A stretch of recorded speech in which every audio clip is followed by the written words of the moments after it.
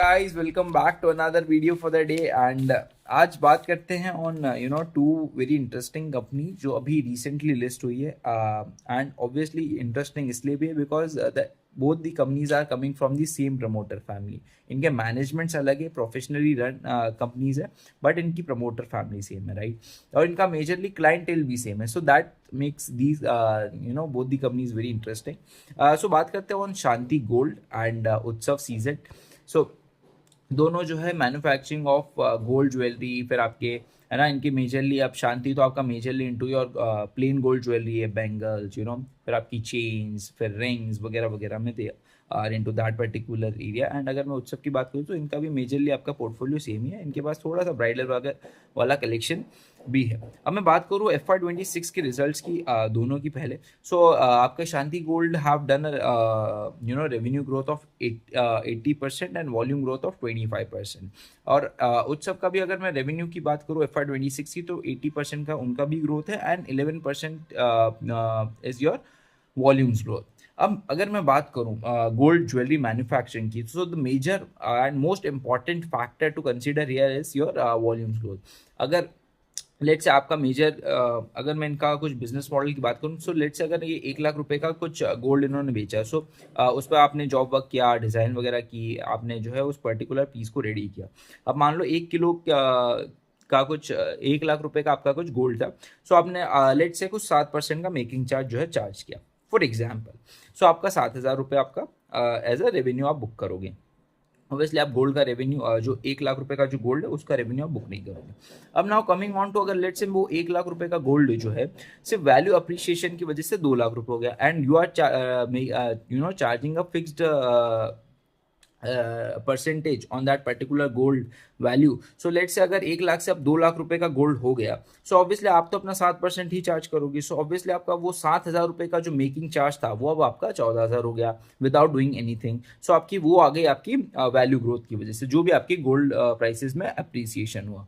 सो आपका यहाँ पे जो मेट्रिक जो ट्रैक करना है that is not your value growth, अपने को ट्रैक करना है what is your volume growth. Because see अब now the entire industry is coming from your unorganise to organise. जो आपके जो भी आपकी ज्वेलरी मैन्युफैक्चरिंग हो रही थी पहले, आपके जो है रीजनल प्लेयर, जो आपके क्राफ्ट्समैन थे, वो आपके सारी ज्वेलरी जो है कारीगर वगैरह वहीं लोकली बना रहे थे। बट अब now the trend is shifting. आपका जो है पहले तो आपका ये रिटेलर्स ऑर्गेनाइज हुए, अब आपका जो गोल्ड मैन्युफैक्चरिंग है वो आपकी ऑर्गेनाइज हो रही है। सो ऑब्वियसली अभी भी करंटली आपको 50% ही जो आपका गोल्ड ज्वेलरी रिटेलर्स है दैट आर ऑर्गेनाइज, वरना आपका 50% मार्केट से स्टिल अनऑर्गेनाइज। एंड उसमें भी आपका अगर मैं बात करूँ ये आपका गोल्ड ज्वेलरी मैन्युफैक्चरिंग का, that is also shifting from your unorganise to organise. So obviously these particular जो आपके प्लेयर्स है, इन पर्टिकुलर प्लेयर्स को मोर एंड मोर जो है वॉल्यूम्स कैप्चर करने, ताकि ऑब्वियसली जो इंडस्ट्री शिफ्ट हो सके अनऑर्गेनाइज से organise, and that is happening. अगर मैं बात करूँ जितने भी रिजल्ट्स अभी तक आए आपके Titan, Tanishq, then sorry Titan, PN Gadgil, Kalyan, Senco, so obviously सभी के रिजल्ट्स में आपकी वॉल्यूम ग्रोथ फ्लैट थी या फिर स्लाइट डी ग्रोथ थी। सिर्फ PN गडगिल ने जो है आपका वॉल्यूम्स ग्रोथ दिखाया। बट अगर मैं बात करूँ ब्रॉडर इंडस्ट्री की, तो आपके वॉल्यूम्स ग्रोथ फ्लैट थे या स्लाइटली नेगेटिव थे, राइट। बिकॉज ऑब्वियसली इतना प्राइस अप्रिशिएशन हो गया तो वो अफोर्डेबिलिटी का जो है क्राइटेरिया आ जाता है। सो उसमें भी अगर कोई कंपनी अगर मार्केट शेयर गेन कर रही है, आप अगर लेट्स अगर आपके रिटेलर प्लेयर्स जो है, आपकी जो क्लाइंट्स अगर वो उनके पास ग्रोथ नहीं आ रही तो आपके पास भी ग्रोथ नहीं आएगी।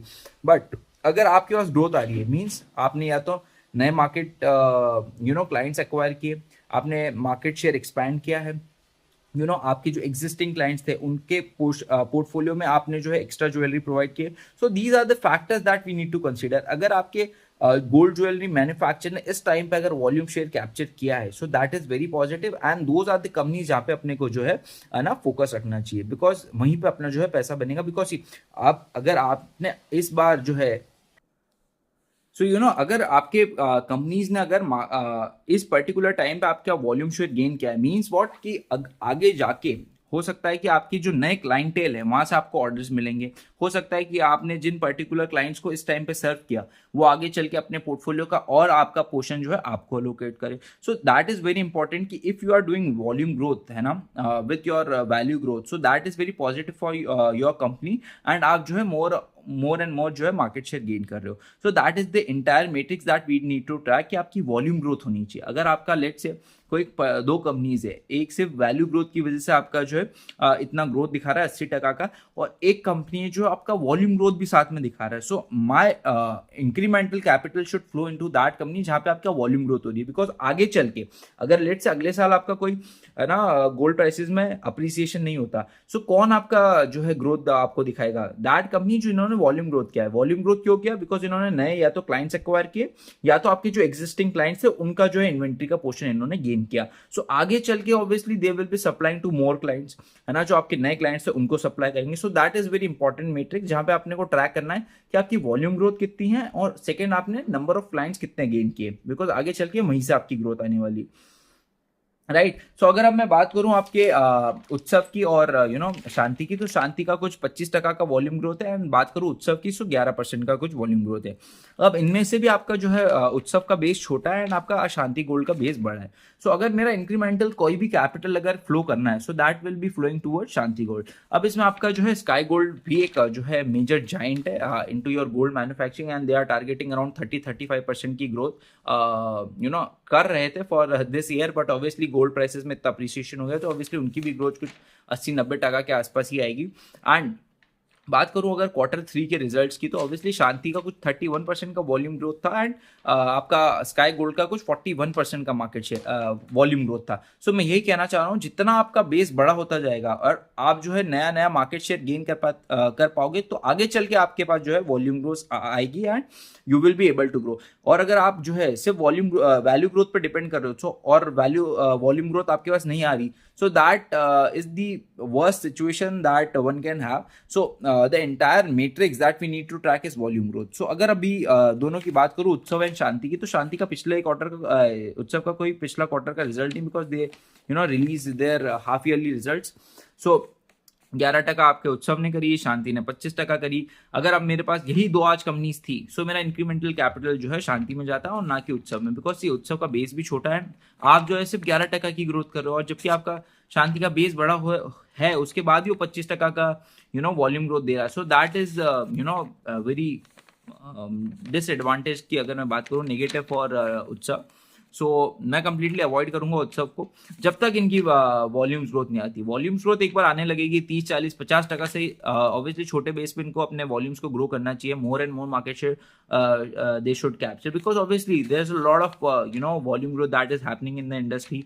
इतना गोल्ड जो है की परचेजिंग हो रही है. ऑब्वियसली अब now the industry is moving towards light weight and studded jewellery. So आप वहाँ पे अपना मार्केट शेयर गेन करो, but I need volume growth.